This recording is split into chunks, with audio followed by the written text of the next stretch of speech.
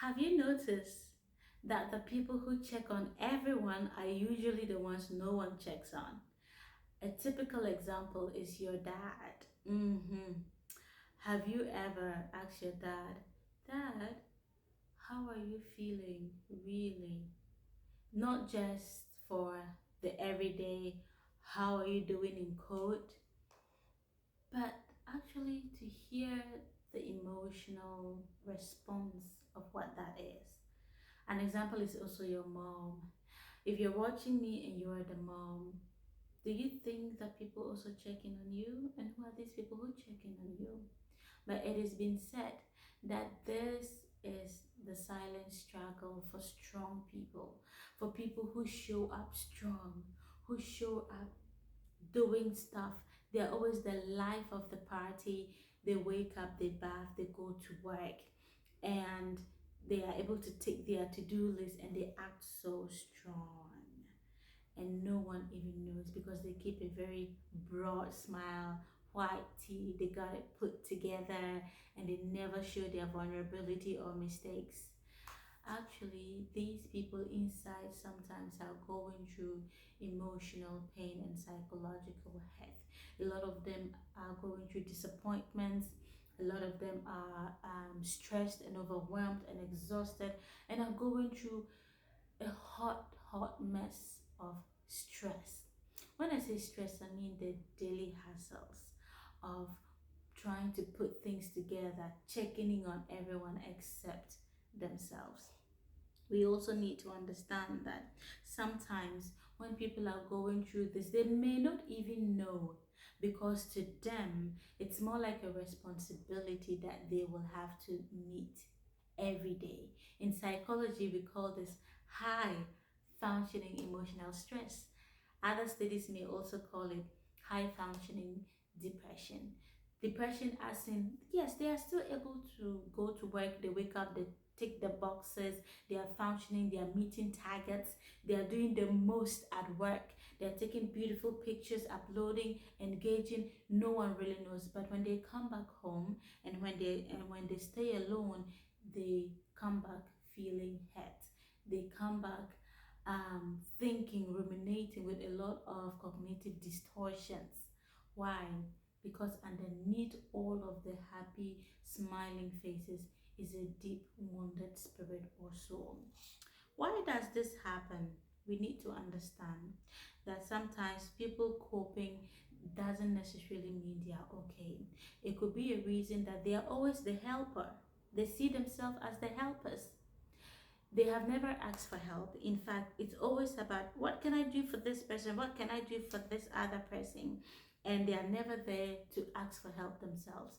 If you're closer to these people, mind you, look for the gap that they need, the help that they need, and filling that void. Else, they are just going to suffer in silence because they won't know how to ask for help. Because they're always the strong people. So how will they ask for help? Number two, cultural expectations. We all know. I mean, as a Ghanaian, it's not news. So many cultures and ethnic groups and tradition shows that some particular people or gender cannot ask for help. They shouldn't show their vulnerability. They must always be strong. They should not cry because they are not women. Come on. Mental health is not about femininity and masculinity. We all have mental health. It's simply how we think, how we feel, and behave. So if you wake up today and you're feeling sad or you're deep into low moods, it doesn't matter if you're a man or a woman.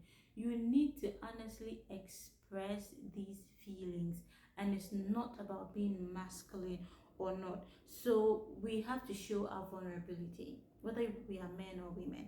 Number three, responsibility overload. You can imagine work, family, finances, debts, responsibilities and everything. Sometimes it can actually place a whole lot of pressure on our brain to start to process, to put things into places, and everything must be perfect and fit into the perfect shape and size. And this alone can be very, very troubling. This alone can be very, very exhausting, not just for men alone but for women. You can also imagine working mothers, wives, mothers, and corporate bodies. It's not or it's not easy putting all this together whilst achieving your dream. This alone can cause you to go into chronic stress mode. Not forgetting, sometimes you find people being rushed to the hospitals, and before you realize it's panic attack, heart attack, hypertension, and they don't come back, and you're like, this person was walking healthily. We all had, and how come the person is passed on? I'm not wishing that for you, but now that you can take good care of yourself, do it. Do it. Visit the hospitals, go for the check-ins, make sure that your health is clean, like you're aware of what you're going through. Stress is important. I know the Ghanaian jargons of, oh, sleep is for the weak, when you you sleep after you are dead, and that the last man standing, a whole lot about stress that is very downplayed. People don't really think stress is something, but when you go into chronic stress, it will come out in ways you don't even expect, especially the physical symptoms is bad, especially insomnia, where you can't sleep at night again. Like, I know pastors who can sleep at night because they spend their whole time praying in the night instead of them to be sleeping. We need to understand that there's time for everything. And when you're overly stressed and you don't distress, you're compounding illnesses for some other day. So what can you help? What can you do to help these people? Is to number one, or what you can do to help yourself if you find yourself in this situation, is what emotional honesty. It's okay to admit that you are tired. It's okay to take the leave. Some people don't use your leave days. You don't even use your health insurance. Why? Use your leave days. Go and rest. It's okay to rest. Rest is not for the weak. All right. Number two, healthy boundaries. You cannot pour from an empty cup. Make sure that your boundaries are healthy and they are being expressed in a very assertive manner, to your workplace, to at home with your children. Your children should know when to come into your rooms to bother you or not.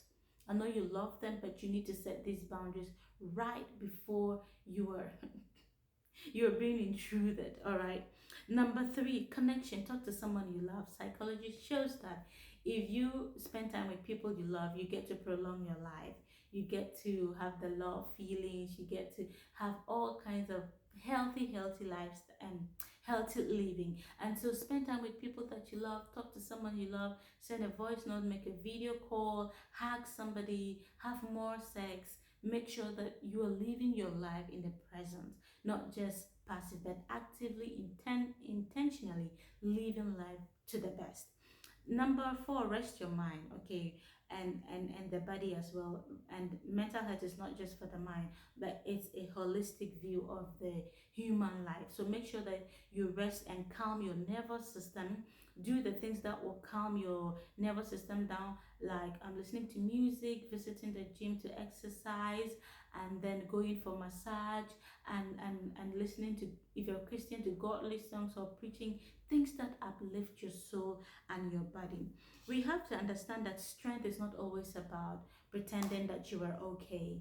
Strength is actually when you're able to, the ability to pause, to reflect, and know that this is a particular time I need to take care of yourself. This is a particular time I need to do things for myself because now I can do it. The question that I have for you is, who do you go to when you are tired? Or what do you do when you are tired? Another reflective question is, when was the last time you truly checked in with yourself emotionally and asking yourself, truly or really, how am I feeling? Right? Not just the me every day. How are you doing? And you just pass by. But have you looked at yourself in the mirror and you ask yourself, and you want to be more self-aware of what you're going through, things that are happening in your life, how you're listening to your own nervous system or your own intuition, and then taking a pause to rest. Okay, no one sees your mind.